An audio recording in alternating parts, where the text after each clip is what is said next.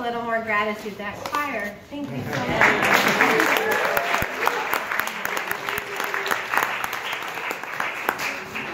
And I'm very appreciative for the ways in which you've joined your voices with the animal chorus throughout the morning already.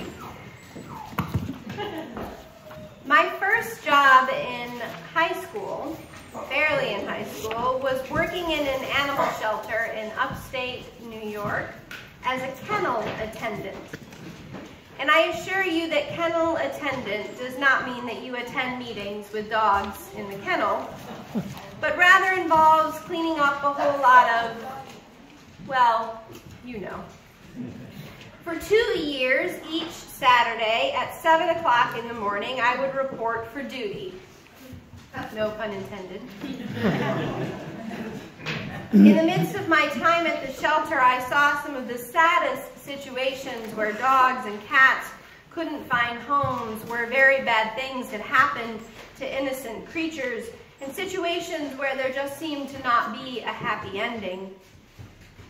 And yet, in the midst of all the painful moments, I also bore witness to some of the most incredible stories of transformation, of hope, and forgiveness.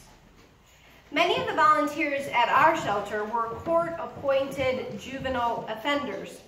And when I first heard about the shelter's program to have youth complete these mandatory community service hours that were part of their probation, cleaning out cat cages and dog kennels, I assumed that this was mere punishment.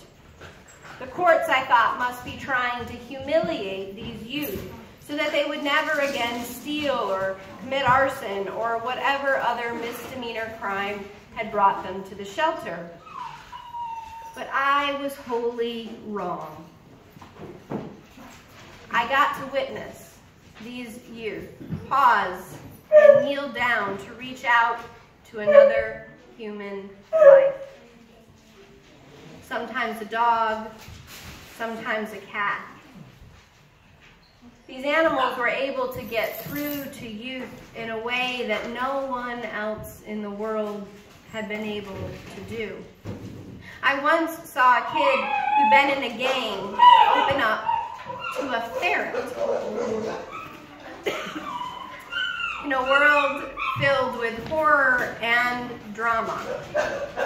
How absurd that a ferret should be a better trauma counselor than one that the court could have provided.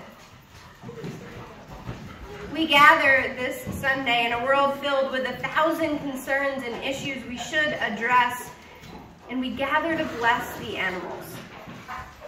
In truth, it might seem a little bit absurd, even at this moment. Like we have our heads in the sand. But in all honesty, we don't gather to bless them. They are a blessing to us.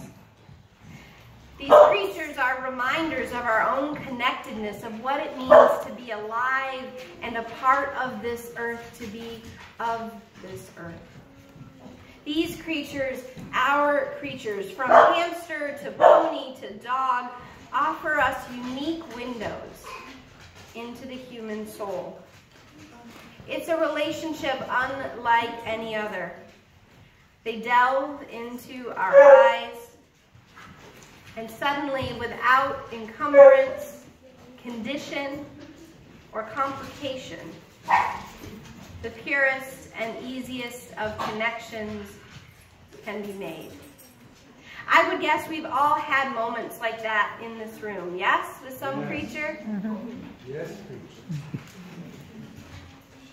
After a long day, maybe in the middle of a fight, feeling foolish or lost, sick or depressed, it only takes that one moment of care, a single second of connection. And I would guess it's that connection in the absence of motive that allowed so many of our young juvenile offenders to begin to heal and to trust the world again. I've learned a lot inside a kennel and at home with my dogs. I've learned to have faith. My dog has taught me to trust the world. Someone will put food in the bowl, she believes, water in the dish, open the door when she has to go to the bathroom. And if not, then you just pee on the floor and make a face that says, I made the best of a bad situation. At least I picked this corner, for goodness sakes, and not the couch. The world provides in so many ways. And in the midst of the worst day, I am never so struck with awe as I watch my dog trot out into that yard, fully confident that the door will open again to her home. If only we could all move in the world with that same kind of grace. From the vantage point of a dog, I've learned to find joy in every blade of grass or spare Lego that has been left unattended to.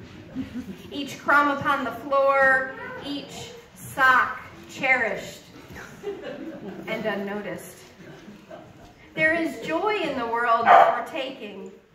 You just need to look at all that is at your feet, even at this moment.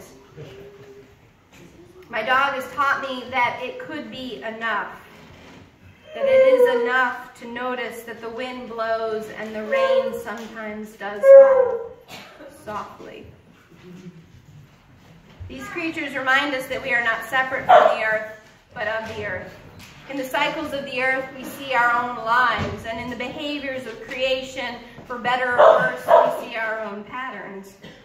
And therein lies the hope that if we can remember we are of the earth, perhaps we can belong to one another again.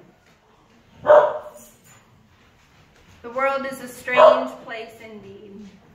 Everyday people are saved from their sorrows by a ferret, transformed by the touch of a service companion cat, healed in their brokenness by the steady gait of an experienced mare.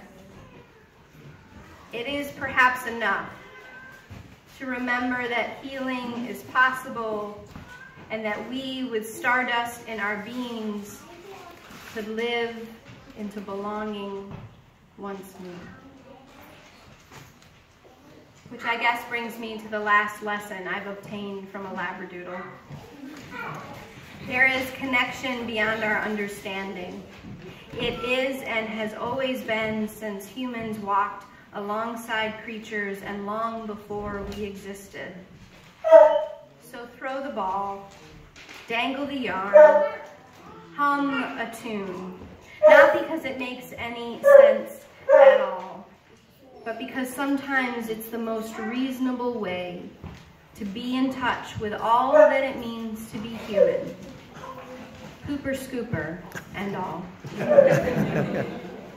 May we always be blessed this way to know we are of the earth. Amen.